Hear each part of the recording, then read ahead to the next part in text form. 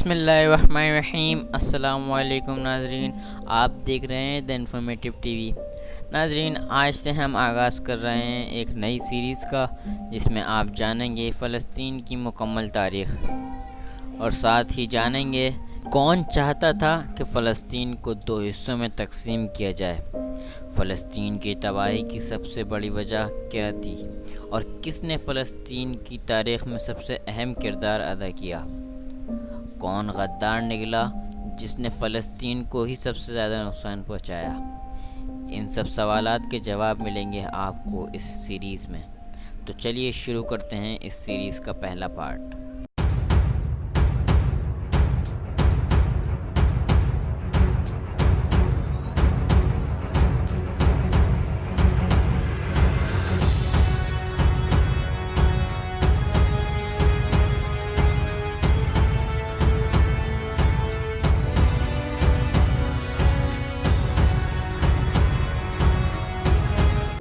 فلسطین، جو کہ سرزمین انبیاء بھی کہلاتی ہے، فلسطین کی مقدس زمین بحیرہ روم کے انتہائی مشرقی حصے میں واقع ہے۔ اس کے شمال میں لبنان اور مشرق میں شام اور اردن ہیں۔ مقدس سرزمین رقبے میں بہت چھوٹی ہے، اس کا کل رقبہ 14,000 مربع کلومیٹر ہے، مگر پھر بھی اس نے انسانی تاریخ میں بڑا اہم کردار ادا کیا ہے۔ فلسطین یونانی لفظ فلسطینہ سے ماخوذ ہے، جس کا مطلب ہے فلسطینیوں کا وطن۔ دور قدیم میں یہاں یہودیوں اور سامریوں کی حکومتیں قائم ہوئی تھیں۔ فلسطین وہ سرزمین ہے جس پر تقریباً تمام قومیں وقتاً فوقتاً قابض رہیں۔ مصر، سیریا، بابل، فارس، یونان، روم اور باستینم کے شہنشاہ اس علاقے پر خاصی مدت حکومت کرتے رہے۔ بیت المقدس امت مسلمہ کا قبلہ اول، سرور کائنات حضرت محمد صلی اللہ علیہ وسلم کی معراج کی پہلی منزل، شہر داؤد، حضرت سلیمان علیہ السلام کا شہر، اور دنیا کے 3 عظیم مذاہب کی سرزمین، جہاں بنی اسرائیل نے حضرت داؤد علیہ السلام کو اپنا بادشاہ بنایا اور اسرائیلیوں کی 2,80,000 فوج کے ساتھ حملہ آور ہو کر القدس شہر کو فتح کیا، اور صہیون کی پہاڑی پر اس بات کا جشن منایا۔ یہ بیت المقدس کی ایک پہاڑی ہے جسے یہودی مقدس سمجھتے ہیں، اور یروشلم کو دختر صہیون کے نام سے یاد کرتے ہیں۔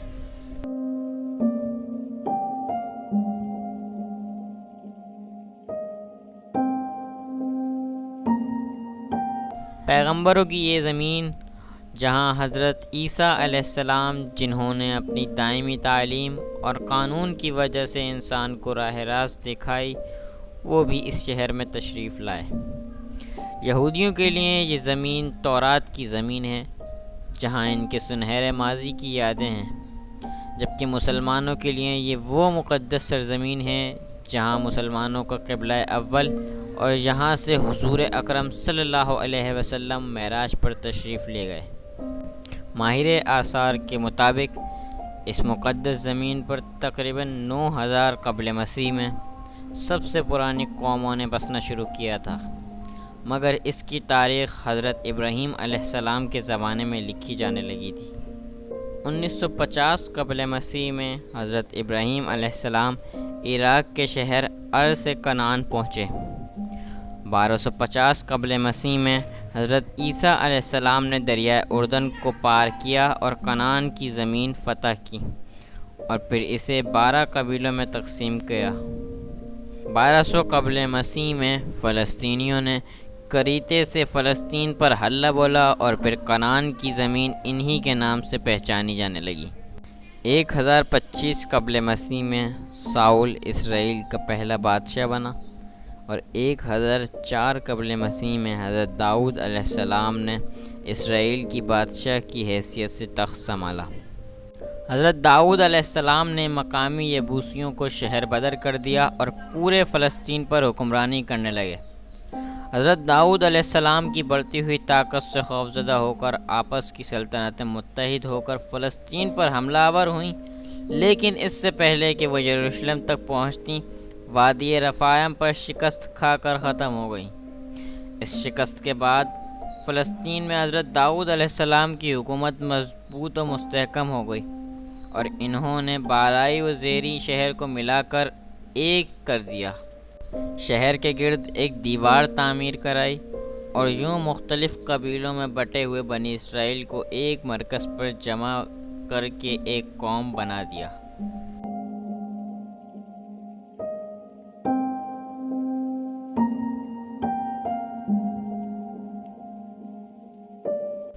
مصر سے فلسطین آتے ہوئے حضرت موسیٰ علیہ السلام تابوت سکینہ اپنے ساتھ لے آئے تھے۔ اس تابوت میں حضرت یوسف علیہ السلام کا پیراہن اور ہڈیاں تھیں۔ حضرت موسیٰ علیہ السلام اسرائیلیوں کو شکست دے کر تابوت اشوت شہر لے گئے تھے۔ حضرت داؤد علیہ السلام کی خواہش تھی کہ وہ تابوت سکینہ کے لیے ایک عظیم ہیکل تعمیر کرائیں، اتنا ہی عظیم الشان ہیکل ہو جتنا کہ وہ پیغمبر عظیم اور حسین و جمیل تھا، یعنی کہ حضرت یوسف علیہ السلام۔ حضرت داؤد علیہ السلام نے اس ہیکل کی تعمیر کے لیے سونا، چاندی اور قیمتی پتھر فراہم کیے، اور کنعان یعنی کہ آج کے دور کے لبنان سے دیودار کی لکڑی منگوائی تاکہ اس ہیکل کو مزید خوبصورت اور حسین بنایا جا سکے۔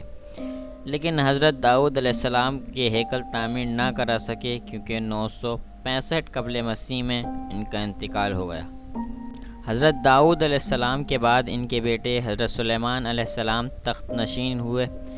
انہوں نے فوراً ہی ایسا ہیکل تعمیر کرایا جیسا کہ ان کے والد نے سوچا تھا، اور اس ہیکل کا خاکہ اپنے بیٹے کو سمجھایا تھا۔ اس ہیکل کو ہیکل سلیمانی کے نام سے جانا جاتا ہے۔ اس کی تعمیر 7 سال تک جاری رہی، جبکہ اس کی تعمیر میں 2 لاکھ مزدوروں اور معماروں نے دن رات مسلسل کام کرتے رہے۔ یہ ہیکل بالکل اسی جگہ تعمیر ہوا جہاں حضرت داؤد علیہ السلام اسے تعمیر کرنا چاہتے تھے۔ کتاب سلاطین بائبل کے مطابق یہ ہیکل فن تعمیر کا عظیم شاہکار تھا۔ اس ہیکل کے بعد حضرت سلیمان علیہ السلام نے ایک عظیم الشان محل کاخ سلیمان بھی تعمیر کرایا۔ اس کی شان و شوکت کا اندازہ اس بات سے لگایا جا سکتا ہے کہ ماکولات و مشروبات کے برتن اور فرنیچر تک سونے اور چاندی کا تھا۔ یمن کی ملکہ سبا بلقیس اس محل میں اپنی سپہ عظیم کے ساتھ شاہانہ استقبال سے داخل ہوئی تھی۔ ملکہ سبا بلقیس کے کارواں میں سینکڑوں اونٹ ایسے تھے جن پر فقط عطریں اور خوشبوئیں لدی ہوئی تھیں، جن کی خوشبو سے بیت المقدس کی فضائیں مہک اٹھی تھیں۔ اس ملکہ کو کاخ سلیمان میں حضرت سلیمان علیہ السلام نے دعوت پر بلایا تھا۔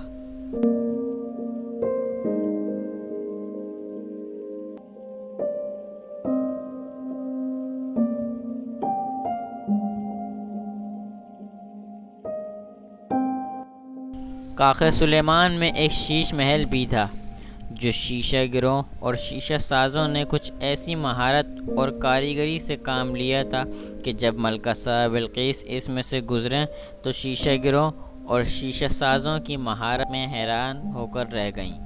ان کو یوں محسوس ہوا جیسے وہ پانی میں گزر رہی ہیں۔ انہوں نے اپنا زرتاب لباس پنڈلیوں تک اوپر اٹھا لیا کیونکہ انہیں اندیشہ تھا کہ کپڑے بھیگ نہ جائیں، حالانکہ وہ پانی نہیں تھا بلکہ شیشہ گری تھی۔ ملکہ سبا بلقیس اپنے ساتھ بے بہا سونا اور بیش قیمتی جواہرات لائی تھی۔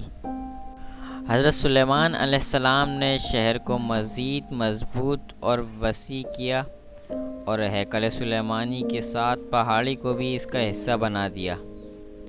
شہر کو پانی کی فراہمی کے لیے دور وادیوں سے نہریں کھودی گئیں، چشمے اور تالاب بھی بنائے گئے۔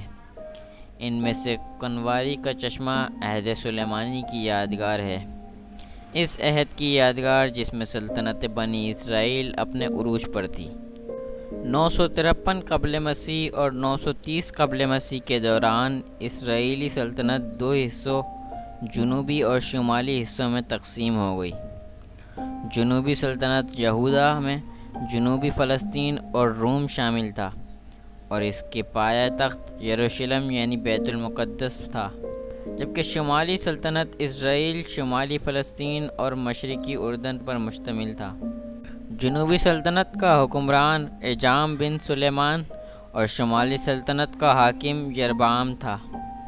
922 قبل مسیح میں حضرت سلیمان علیہ السلام کا انتقال ہوا۔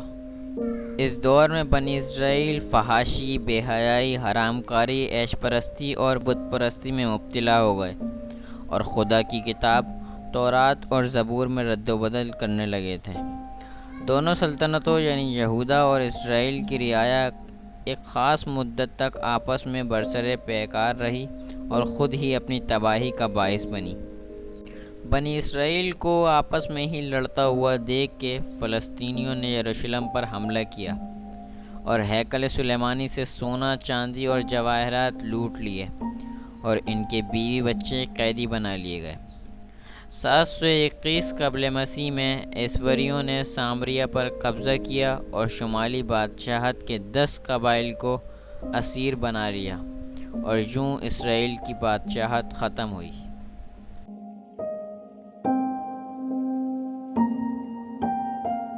ناظرین، یہ تھا فلسطین کی تاریخ کی سیریز میں سے پہلا پارٹ۔ اگر آپ کو یہ ویڈیو اچھی لگی، یہ ویڈیو میں سے کچھ نیا جاننے کو ملا تو ویڈیو کو لائک کریں، شیئر کریں اور چینل کو سبسکرائب کرنا نہ بھولیں۔ اگلی ویڈیو تک کے لیے اللہ حافظ۔